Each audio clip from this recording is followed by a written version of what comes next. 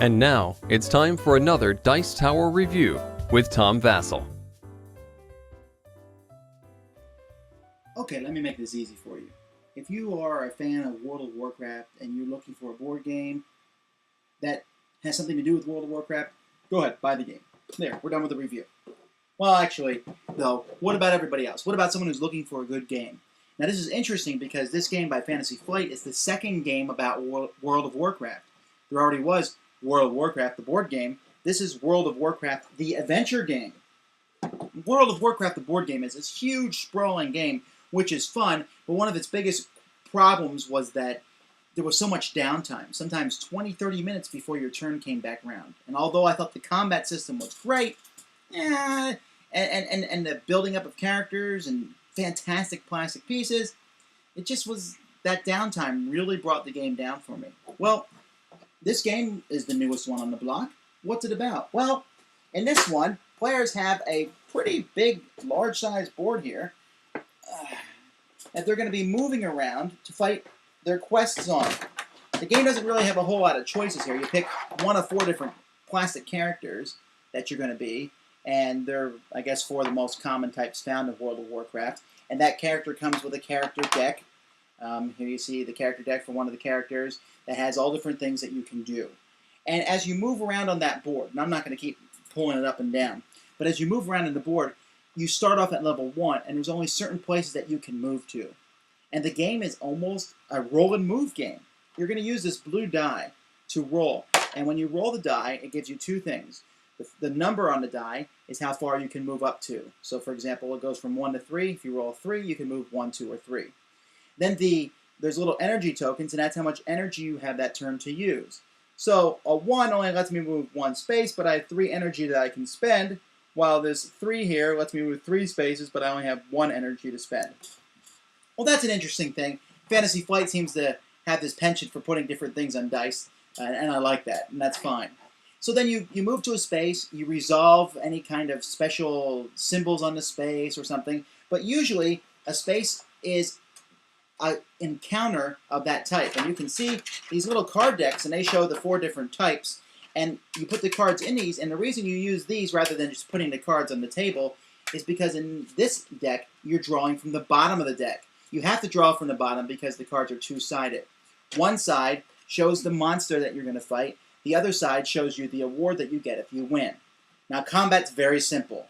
You can use cards from your deck maybe to enhance your combat, but you simply use your starting equipment, your weapons, you roll a die, you might have ranged combat, you might have magic combat, but it's very simple, and it's a 6-sided die.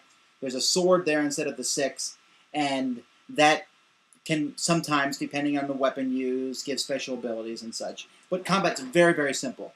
If you lose, then you have to retreat. That monster sits on that space waiting for someone else to come along. If you win, the monster turns into either a potion or some piece of equipment that you may or may not use. On the character card itself that you control, it will tell you what kind of weapons you can use, and it's pretty much evenly balanced.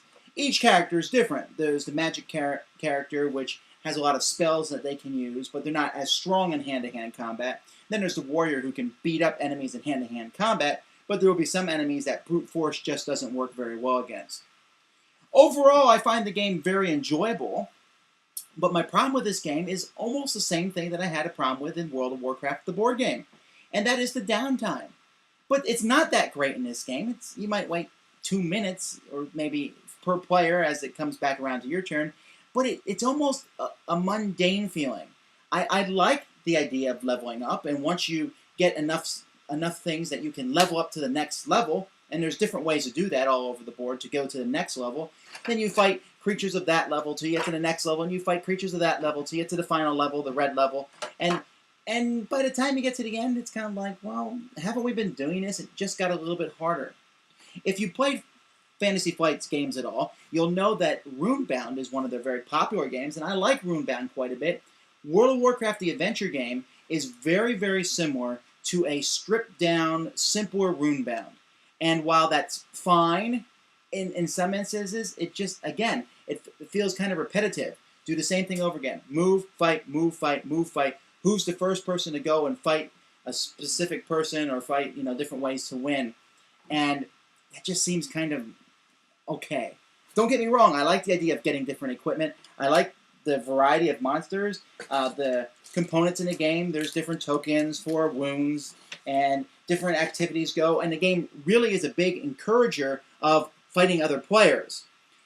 Although it still hasn't overcome that aspect of fighting someone else really doesn't do a whole lot for you. It might encourage it a little bit. You might get a few points. You might be able to increase the level because of it. But it just, sometimes it's more out of your way than not.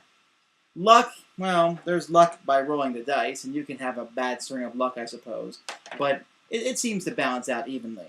The best part of the game are these decks. You're drawing cards from these decks, which give you special abilities. And as you use these special abilities, which take the energy that's rolled in your die, that really brings your character to life. I wish there was more than 4. I wish maybe there was 8 choices that you could take and really see some diversity. I mean, the 4 they have, there's a lot of diversity between them. But again, even though there's diversity between them, and even though these decks really give a good feel for the character, you still kind of tend to feel that you're doing the same thing over and over again. A game takes about 2 hours with a full complement of 4 players, and that's probably 30 minutes too long. I enjoy the game, and I put it away and get it out again, and I enjoy it, but as you get near the end, I'm thinking, all right, is it going to be over soon? And when you start thinking about a game, or when you start thinking, I don't really care who wins, just so we can get this done and start another game, then I see a problem. I think the biggest problem with World of Warcraft, the adventure game, is that it lacks excitement. Never was there any, oh, here comes the big guy, let's do it now. It's just like, oh, yeah, I got to get around over there and fight him. And I'm going to move over here and fight him.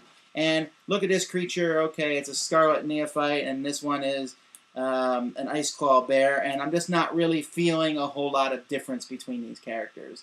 The weapons are neat. Oh, look at this cool, hammer I got, and look at the sword I got, and look at this magic cloak that I got. That's neat, but it just lacks tension during the game. And for me, that makes it more of a negative.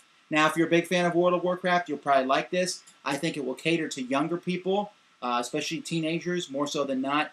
But if there was just a way that it could be a little bit faster and a little bit less repetitive, I think it would have been a very, very enjoyable game. As it is, it's okay, but not something I'm going to keep coming back to. Thanks for joining us today. For more written, audio, and video reviews, as well as the #1 board game podcast, check out the website at www.thedicetower.com. Until then, this is Eric Summerer, and you've been watching The Dice Tower.